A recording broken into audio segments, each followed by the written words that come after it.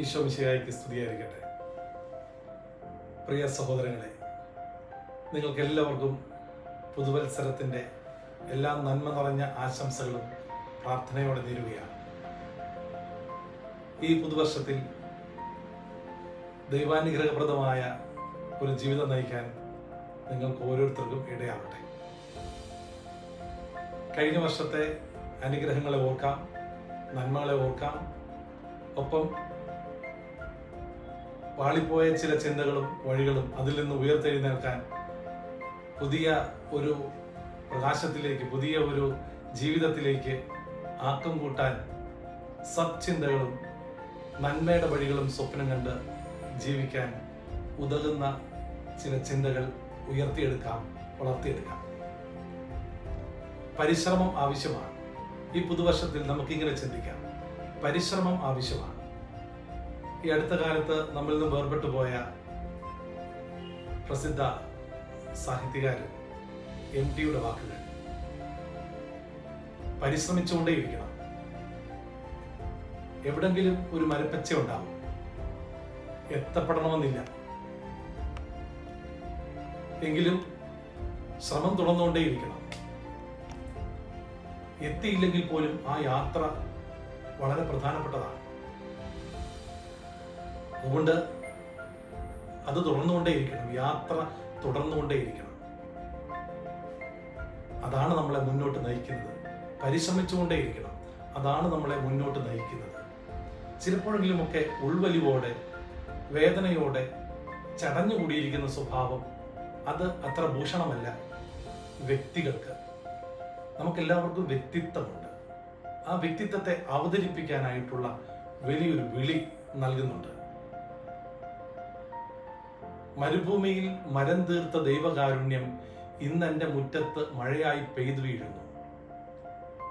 ദൈവം അത്ഭുതങ്ങൾ ചെയ്യും.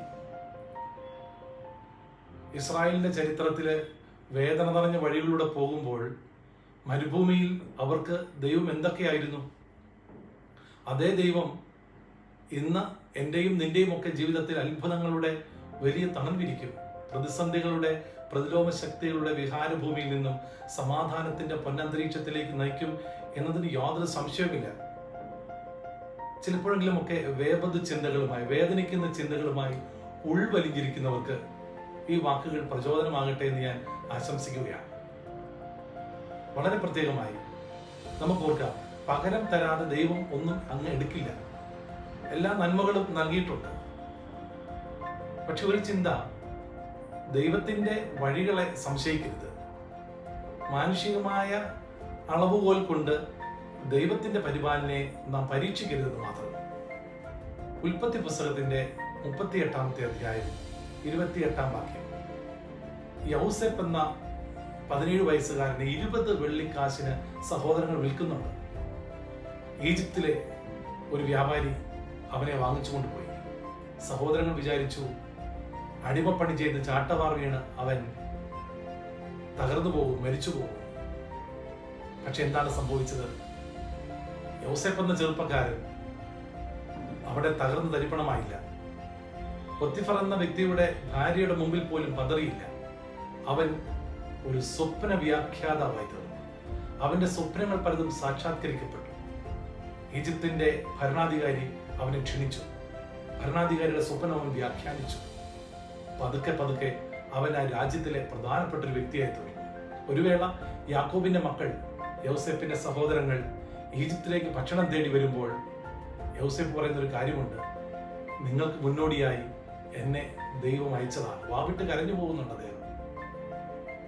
തകർന്നു പോയി കാണും, ഇല്ലായ്മ ചെയ്യപ്പെട്ട് കാണും എന്ന് വിചാരിക്കുന്നിടത്തുനിന്ന് ഒരു ഉയർത്തെഴുന്നേൽപ്പ് ദൈവം കണ്ടുവച്ചിട്ടുണ്ട്, ദൈവം ഒരുക്കി വെച്ചിട്ടുണ്ട്. ആ ഒരു ചിന്ത നമുക്കുണ്ടാവണം. ദൈവത്തിൽ വിശ്വസിക്കുന്നെങ്കിൽ, ഈശ്വരനിൽ വിശ്വസിക്കുന്നുവെങ്കിൽ ഒരു വാതിൽ നിനക്ക് വേണ്ടി തുറന്നിട്ടുണ്ട്. നാം കണ്ടുവച്ച വാതിലായിരിക്കില്ല.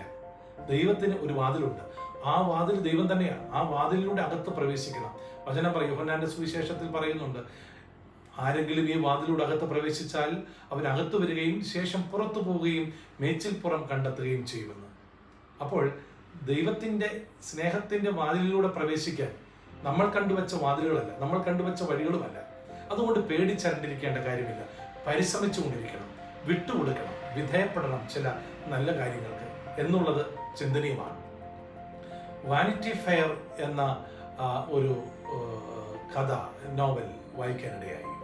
അതിൽ വില്യം മേക്സ് പീസ് താക്കറെ എന്ന വ്യക്തി അദ്ദേഹം പറയുകയാണ്, ഈ ലോകം വലിയൊരു കണ്ണാടിയാണ്, ഈ ലോകം വലിയൊരു കണ്ണാടിയാണ്. ആ കണ്ണാടിയിലൂടെ നോക്കുമ്പോൾ നോക്കുന്ന ആളുടെ മുഖം അത് പ്രതിഫലിപ്പിക്കും.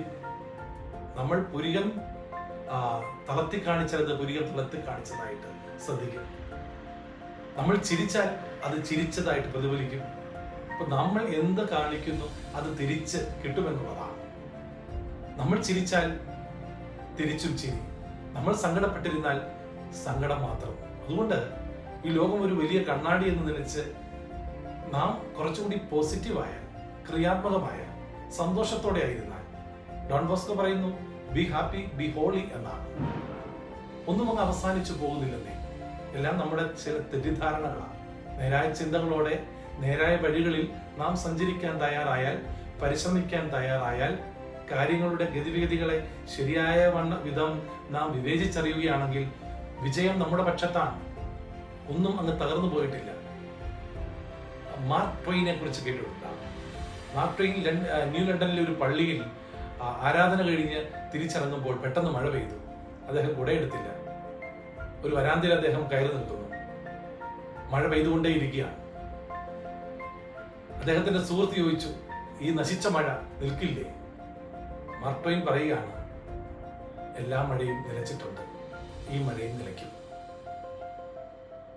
പ്രതിസന്ധികൾക്ക് അതിങ്ങനെ നിത്യമായി തുടരുന്നതല്ല, എല്ലാം നിലയ്ക്കും. എല്ലാത്തിലും ഒരു നന്മയുണ്ടാവും. എല്ലാ വിഷമങ്ങൾക്കും, അല്ലെങ്കിൽ നമ്മൾ വായിച്ച് ഒരു മഴ കിടിഞ്ഞ് ഒരു മഴവില്ല് മാനത്ത് പ്രത്യക്ഷപ്പെടും. അതുകൊണ്ട് വേദനിച്ച് വല്ലാതെ അങ്ങ് ചടഞ്ഞുകൂടിയിരിക്കാതെ പ്രതീക്ഷയുടെ പുത്തൻ മാനങ്ങൾ തേടിയുള്ള യാത്രയിലേക്ക് ക്ഷണിക്കുകയാണ്.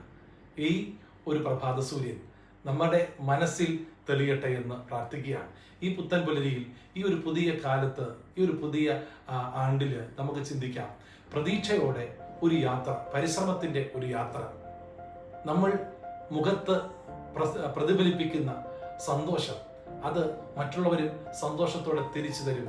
ദൈവത്തിന്റെ അളവുകോൽ അതിന് ഭംഗം വരുത്താതിരിക്കാൻ ശ്രമിക്കാം. നമുക്ക് സന്തോഷം ഉണ്ടാകട്ടെ. Be happy be holy. Don't make a conclusion by comparison. മറ്റുള്ളവരെ താരതമ്യം ചെയ്യേണ്ട. നമ്മൾ എനിക്കെന്തുണ്ടോ അത് മതി. എനിക്ക് ദൈവം കഴിവ് നൽകിയിട്ടുണ്ട്. എനിക്ക് ഒരുപാട് കഴിവുകളും നന്മകളുമുണ്ട്.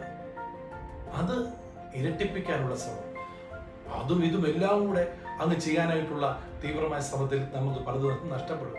അതുകൊണ്ട് ബി ഹാപ്പി. അമിതമായ ആവേശമല്ല, കുട്ടികളുടെ ഭാഷയിൽ പറഞ്ഞാൽ ആക്രാന്തത്തോടു കൂടിയുള്ള ഒന്നല്ല, മറിച്ച് സൗമ്യമായിട്ടുള്ള ഒരു ജീവിത ശൈലി നമുക്ക് ജീവിക്കാൻ ശ്രമിക്കാം. സന്തോഷത്തോടു കൂടി എല്ലാവരെയും സന്തോഷിപ്പിക്കാനും സ്വയം സന്തോഷിപ്പിക്കാനുമായിട്ടുള്ള ഒരു വലിയ ആഗ്രഹം ഉണ്ടായിരിക്കണം. അഡ്ജസ്റ്റ് ചെയ്യാൻ തയ്യാറാകണം. Adjustment. Mental health is the capacity to adjust the circumstances എന്നാണ്. സാഹചര്യങ്ങളോട് പൊരുത്തപ്പെടാനായിട്ട് നമുക്ക് പറ്റണം. എല്ലാവരെയും ഉൾക്കൊള്ളാൻ പറ്റണം. ഒരു മച്വർ സ്വഭാവത്തിലേക്ക്, പാകത വന്ന സ്വഭാവത്തിലേക്ക്, യാഥാർത്ഥ്യബോധത്തിലേക്ക്, കാര്യകാരണ സഹിതം തിരിച്ചറിയാനായിട്ടുള്ള ഒരു ബോധ്യത്തിലേക്ക്, ഒരു ഉത്തരവാദിത്വ ബോധത്തിലേക്ക് നമുക്ക് വരാം. നമ്മുടെ കഴിവുകളെ നമുക്ക് വികസിപ്പിക്കാം. ഒരു ഓട്ട മത്സരമാണ്, ഒരു വലിയ മത്സര കളമാണ് നമ്മുടെ ഈ ലോകം. നമുക്ക് അധ്വാനിക്കാം, ഏറ്റവും മുമ്പിൽ വരാൻ നമുക്ക് പരിശ്രമിക്കാം. എന്ന് വെച്ച് മറ്റുള്ളവരെല്ലാം തകർക്കണമെന്നല്ല, എനിക്ക് മുന്നിൽ വരണം എന്ന് ചിന്തിക്കാം. അതൊരു നൊബിലിറ്റിയാണ്, ഒരു നോബിൾ സ്വഭാവമാണത്. നമുക്കൊരു നൊബിലിറ്റി ആവശ്യമാണ്. നമ്മളൊരു നോബിൾ പീപ്പിൾ ആണ് എന്ന് ചിന്തിക്കാം. അപ്പോഴാണ് ഒരു മനുഷ്യൻ ആകുന്നത്. നമുക്ക് ഒരു പുതിയ ചിന്തയോടെ ഈ പുതിയ വർഷത്തെ സ്വാഗതം ചെയ്യാം. സഹനങ്ങളും വേദനകളും ദുഃഖങ്ങളും ഒക്കെ ഉണ്ട്. സുഖദുഃഖ സമ്മിശ്രമാണല്ലോ ജീവിതം. OINA തന്ന കവിയുടെ ഒരു കവിത ഞാൻ വായിച്ചു. ഒരു 4 വരി ഇപ്രകാരമാണ്. അദ്ദേഹം, ഉൾക്കട ദുഃഖ ദുരിതമാണെങ്കിലും ഉല്ലസിക്കാൻ വകയുള്ളതേ ജീവിതം. ഒട്ട് നിരാശ വരാം എന്നിരിക്കലും ഒട്ടനേകം സുഖമുള്ളതേ ജീവിതം. കുറച്ച് ദുഃഖങ്ങളും ഒക്കെ ഉണ്ടാവും, പക്ഷേ ഈ ദുഃഖങ്ങളെ അധികരിക്കുന്ന അതിനും അപ്പുറത്ത് സന്തോഷത്തിൻ്റെ ദിവ്യസൂര്യൻ അല്ലെങ്കിൽ സന്തോഷത്തിൻ്റെ ഒരു പുതിയ നക്ഷത്രം ഒളിതൂങ്ങി നിൽക്കുന്നത് നമുക്ക് ദൃശ്യമാകും. അതുകൊണ്ട് വെറുതെ ഇരിക്കാതെ, നിരാശപ്പെടാതെ, പ്രതീക്ഷയോടെ നിന്റെ കണ്ണിലെ സൂര്യോദയം കാത്ത് എൻ്റെ നിരാലംബർ നിദ്ര വിട്ട് ഉണരുന്നുവെന്നാണ് പറയുക. നിന്റെ കണ്ണിലെ സൂര്യപ്രഭാതം അത് നോക്കി നിരാലംബർ നിദ്ര വിട്ടുണരുന്നു. ഭാവിയിലേക്ക് മുഖം നീട്ടി എൻ്റെ ഗ്രാമം ഉണരുന്നു. നീ ഉണരണം. നിന്റെ കണ്ണിലെ സൂര്യോദയം കാത്ത് നിരാലംബർ നിദ്ര വിട്ടുണരണം. കേൾക്കുന്ന പ്രിയപ്പെട്ടവരെ, ഒരു ഹൃദ്യമായ ജീവിതം നയിക്കാൻ നമുക്കിടയാവട്ടെ. ഈ പുതുവർഷം എല്ലാ നന്മകളാലും നിങ്ങൾ ആശീർവദിക്കപ്പെടട്ടെ. സ്നേഹത്തിൻ്റെ അത്ഭുതകരമായ ഒരു ജീവിത ശൈലി ജീവിക്കാനും വിജയപ്രതീക്ഷകളുടെ പുത്തൻ താരോദയമാകാനും നിങ്ങൾക്കിടയാവട്ടെ എന്ന് പ്രാർത്ഥിച്ചുകൊണ്ട് ആശംസിച്ചുകൊണ്ട് എല്ലാവർക്കും ഒരിക്കൽ കൂടി ഈ പുതുവത്സരത്തിൻ്റെ ആശംസകൾ ഹൃദ്യമായി നേരുന്നു. ദൈവം നിങ്ങളെ അനുഗ്രഹിക്കും.